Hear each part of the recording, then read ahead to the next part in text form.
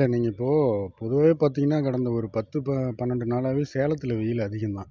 ஆ தமிழ்நாட்டிலேயே வந்து சேலத்தில தான் அதிகமா வெயில் பதிவாகிட்டு இருக்குது. வானிலை அறிக்கையெல்லாம் சொல்றாங்க, செய்திகள்லாம் வருது. ஆனா இந்த மாதிரியான கோடை காலமே இன்னும் முழுமையா தொடங்காத ஒரு காலத்திலேயே, வெயில் இந்த அளவுக்கு கொடுமையா அடிக்கிறது வந்து, இது நிச்சயமா அது காலநிலை மாற்றம் தான் காரணமா இருக்க முடியும். அது பல ஊடகங்கள்லயும், செய்தித்தாள்கள்லயும் இது சம்மந்தமான செய்திகள்லாம் வரத்தான் செய்யுது.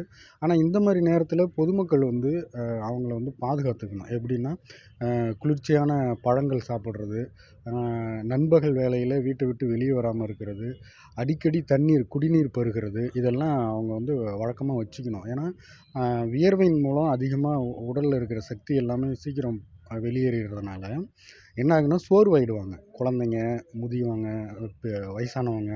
அது மட்டும் இல்ல, அலுவலக வேலைக்காக வெளியில வரவங்க எல்லாருக்குமே அந்த குடி தண்ணீர் குடிக்க வேண்டிய ஒரு கட்டாயம் இருக்குது. தண்ணீர் அதிகம் பருகணும். ரொம்ப குளிர்ச்சியான பொருள், அதாவது ஃப்ரிட்ஜில இருக்கிற மாதிரி இல்லாம, சாதாரணமா ரூம் டெம்பரேச்சர்ல இருக்கக்கூடிய பொருட்களே அதிகமா சாப்பிடணும். அப்பதான் இந்த மாரியான கோடைகால வெப்ப நோய்கள்ல இருந்து தப்பிக்க முடியும். சார் உங்க பேரு? தேவராஜன், சேலம்.